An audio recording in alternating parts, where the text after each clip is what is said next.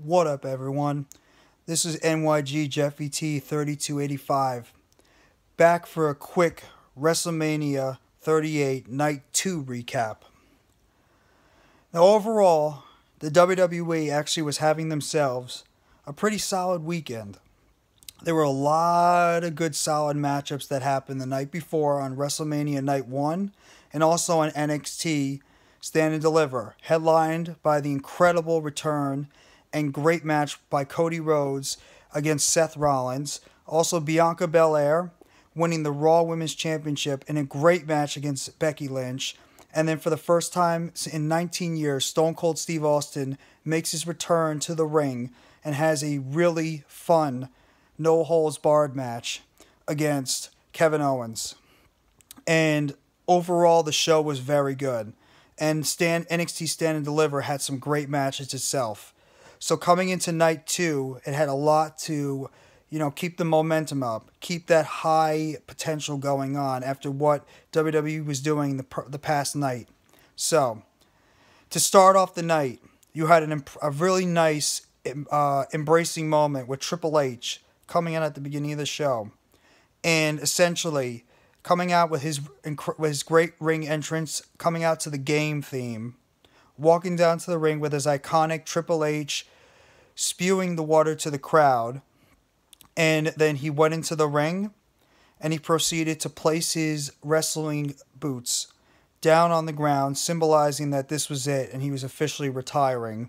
And he pretty much was announcing that it's welcome to WrestleMania, that this was going to be the official way to start WrestleMania, and in a way you're ending it with the incredibly iconic Triple H ending his wrestling career, and the only nice tribute that you could do it by placing his boots down in the middle of the ring and symbolizing that this is officially it and he's retiring. So that was a nice little touch that they put at the beginning of the show. Now, in terms of the actual card, the night actually started off really, really well with actually a very fun, very good match, triple threat Raw Tag Team match between RK Bro, Alpha Academy, and the Street Profits. The match was fun. Very, very good, high spots with Montez Ford, who is easily one of the most athletically gifted performers in the WWE. Otis had some nice spots. Matt Riddle was doing his thing. I mean, even Angelo Dawkins had a nice move over the top rope. Everybody had at least their own little special moment during the match. Chad Gable had a good one too. So overall, the match was actually very entertaining and a very good match. That actually was won by an incredible top rope RKO by Matt Riddle on Chad Gable for the big RKO. And then right after that, Randy Orton hit Montez Ford with his traditional RKO after Montez Ford was going for his splash, and Orton hit him with an RKO and pinned him, and RK Bro ended up retaining their Raw Tag Team Championships, and the crowd is super over for them. RK Bro is absolutely beyond over right now with the audience, and I think it was the right move by giving them the championship. And then after the match, you saw them signaling out into the crowd, and it was the new WWE recruit, former Olympian Gable Stevenson. So they welcomed him into the crowd. Gableson walked into the ring. The Street Profits came in, and they teased a little cheers with RK Bro and Gable Stevenson until Chad Gable came in. And Chad Gable went up and tried to do a little face-to-face with Gable Stevenson. And Chad Gable ended up getting something that he probably was not wanting to happen, and that was a nice belly-to-belly overhead suplex by Gable Stevenson, signaling that this is his debut in the WWE. So that was a nice little touch. And then Stevenson, RK Bro, and the Street Profits end up leaving the ring with their solo cups in their hands while Chad Gable's laying in the ring after taking that beating. And then we moved on to the comedy match of the night, which ended up being Johnny Knoxville versus Sami Zayn in an anything goes match. There was no real point of this match being involved, but overall it was actually somewhat entertaining. I actually got some pretty good laughs throughout the entire thing. It wasn't really a match per se. It was more of just like, your typical jackass stunts that you see on the show and in the movies. But I mean, it had some really funny spots during the whole thing. I mean, the hand that they used in Jackass 3D, the big hand, was a pretty cool spot. The mouse traps, which they ended up using in the first Jackass movie with Aaron McGeehee, that was a nice little touch. And then they ended up using the taser. That was a pretty nice touch. The little the boot that they used, the little kicking boot contraption, which was pretty cool. So they had some really awesome stunts in there. The bowling ball, can't forget about the bowling ball in the corner. So, I mean, they had some really nice little touches in there with Sami Zayn. And they ended up using a big giant mouse trap in the end as the way to pin Sami Zayn. And Johnny Knoxville ended up getting the victory with his buddies Party Boy, a.k.a. Chris Pontius. Wee Man was there. And a couple of the new Jackass members. Jeff Tremaine was there, and also Jasper and his father were there too. So it was a nice little cool moment, a nice fun match. Johnny Knoxville ends up getting the win. Sami Zayn did a very good job at being entertaining throughout the entire match. So not a great match per se. It did what it needed to do, and that was just pretty much like make the crowd happy and make them laugh. So it was fun while I was there. Then we move on to the Fatal 4-Way WWE Women's Tag Team match, pinning Shayna Baszler and Natalya versus Carmella and Zelina Vega, the champions, versus Sasha Banks and Naomi, versus Rhea Ripley and Liv Morgan. Now this match actually was a little better than I expected. It was good. Not great, but it was good. Had some really nice spots in the match with Sasha Banks and Naomi diving through the middle rope. Had a good little Tower of Dooms on each side with Liv Morgan and Rhea Ripley, each hitting a Tower of Doom on opposite corners. And actually a really nice combination move at the end of the match with Sasha Banks and Naomi hitting sort of some like a combined type backstabber / powerbomb move, which actually ended up being pretty cool. And overall, it was a very entertaining match. I really enjoyed it for the most part, for what it was. And Sasha and Naomi, which was actually the right decision, they ended up getting the win. So Sasha and Naomi are the new WWE Women's Tag Team Champions, which is the right call, because the two of them can really do a good job elevating those belts. Now we're going to probably what was the best moment, or one of the best moments of the entire night. And that was AJ Styles versus Edge. Probably the most anticipated match, or one of the most anticipated matches of the entire WrestleMania weekend. Edge debuting this new dark character that he had when he took out AJ Styles with not one but two concertos, and AJ Styles sort of reawakening the pit bull inside of him. So I really enjoyed what these two guys have done individually, and we all, as fans, were waiting for these two to be able to lock it up at WrestleMania. And when the bell rang, these two pretty much did what we all expected them to do. And that's put on an absolutely fantastic match, going about 20 to 25 minutes in the ring. Just great moves, counter after counter, beautifully mat tactician moves, some good high-flying spots. The execution at times was used once, the phenomenal forearm, the Styles clash, the spear. It was just a well-executed match, and I really just thoroughly enjoyed what these two put together in terms of a match. But the biggest intrigue was what happened towards the end of the match, when you see Damian Priest standing on outside of the ring, staring a hole at AJ Styles, before AJ Styles is looking to hit the phenomenal forearm, which ended up Edge spearing AJ in midair, picking up the 1, 2, 3. And then Damian Priest and Edge have a face-to-face in the ring, and they both start laughing. And then both of them pose together, implementing that these two are about to form some sort of faction together, which I am 100% for, because Damian Priest, with this new dark, evil heel turn character he has, is going to be fitting perfect as a protege type to Edge. Edge and Damian Priest in a faction together is 100% money. I think this is going to be just awesome together. And I'm curious to see what other people they might add to this faction potentially. Maybe a female member like a Liv Morgan, maybe Rhea Ripley, a returning Alexa Bliss, or maybe a returning Shotzi Blackheart. Who knows? But I'm all for this. So I thought AJ and Edge just absolutely killed it in the ring. Probably the best match of the night and on night 2. And the intrigue now with Damian Priest and Edge now as a faction, I'm 100% for. I think this can be a big thing for the both of them, especially for Damian Priest. Then we moved on to, we had Pat McAfee. And, we moved on to Sheamus and Ridge Holland versus The New Day. If you went to the bathroom or decided to go do something else, you probably didn't miss much because this match was just pretty much a pointless match to be on the card. I mean, they already moved it off night 1, and this match did absolutely nothing but just make the New Day look awful. I mean, it was absolutely pointless. I mean, Ridge Holland came in, did a couple of power moves. Xavier Woods did a clothesline, a couple of clotheslines, did a nice little, did one of his signature moves out there, but then Sheamus comes into the ring, hits a brogue kick on Xavier Woods. Ridge Holland hits his finisher, and then it was pretty much that's it.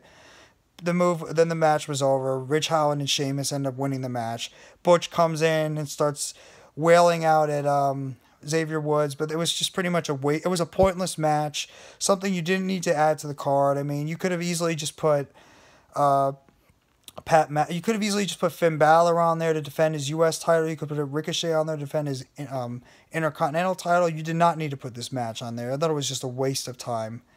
So, yeah, that's just like my very quick recap on that. It was just stupid. Just being honest. It was a pointless match to be on there. Then you move on to actually one of the matches I was personally thinking it was going to be better than a lot of people might thought of it at first, and that was Pat McAfee versus Austin Theory. If you ever got a chance to see what Pat McAfee's work is on his show, the Pat McAfee Show, the guy is oozing with charisma. Has been a long-time WWE fan. They showed it in the package that they did earlier. All the times that Pat McAfee was at the shows earlier. But Pat McAfee has always been an incredibly charismatic figure. He's obviously got incredible athleticism, more than normally any other former NFL kicker would have.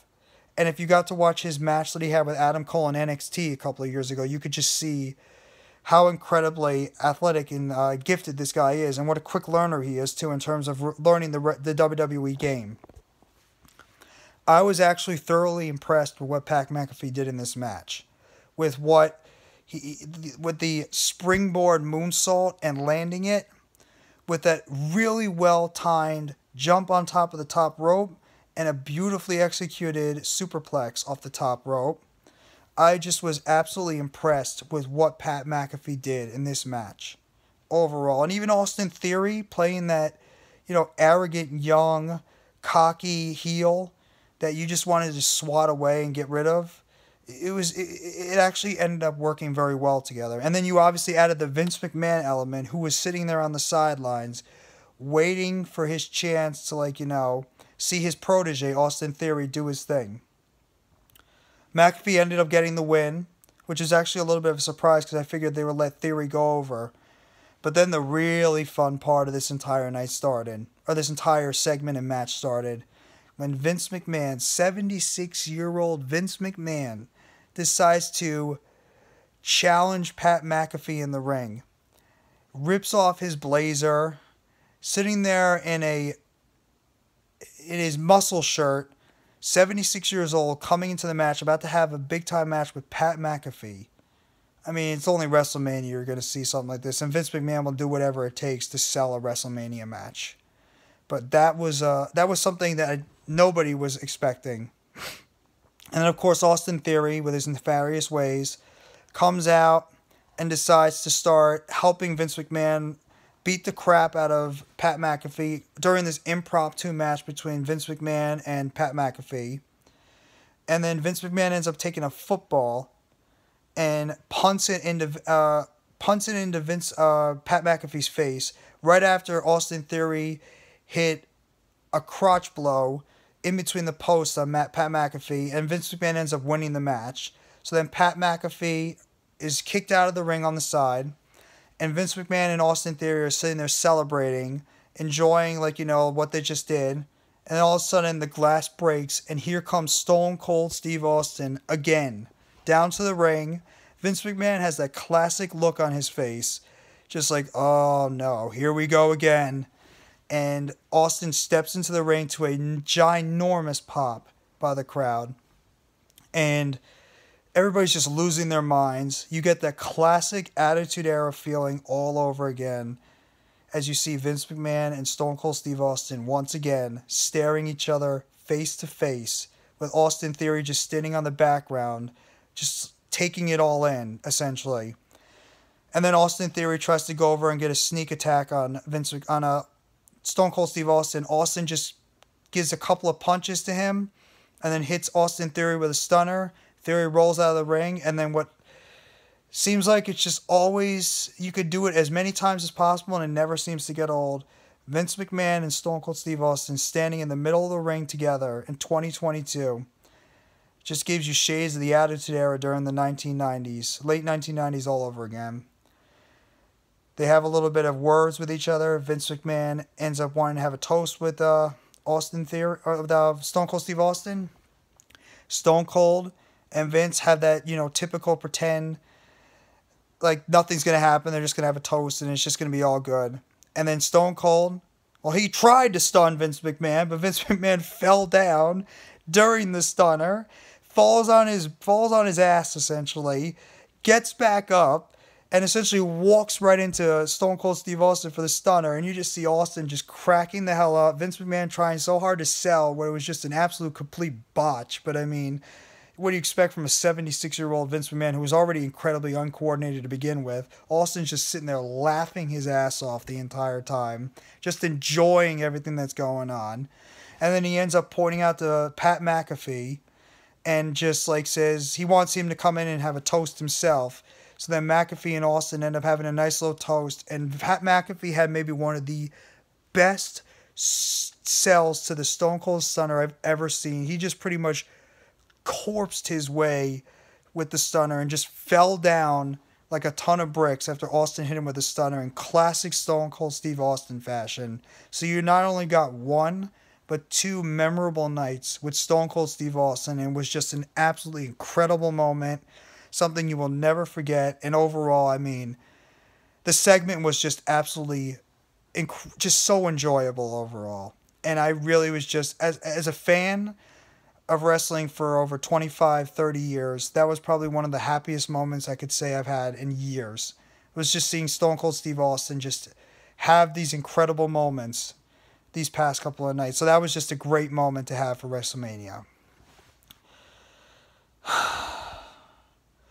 Then you get to the main event.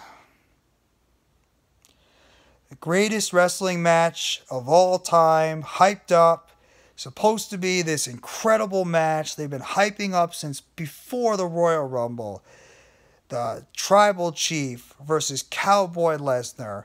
This is going to be amazing. It's going to be fantastic. This is going to be the best wrestling match you're going to see. The greatest wrestling match ever. And then the bell rang. After a 10 to 12 minute entrance for both Brock Lesnar and Roman Reigns combined. Then the bell rang.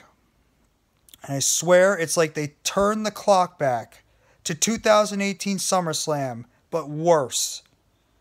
Spear, German suplex, spear, F5, Superman punch, Kimura lock, Superman punch, spear, Lesnar pinned, match over, Roman Reigns unified champion. And that's it. I've never been so disappointed in this. I know a lot of fans are going to say, well, this is WWE. You should expect this disappointment.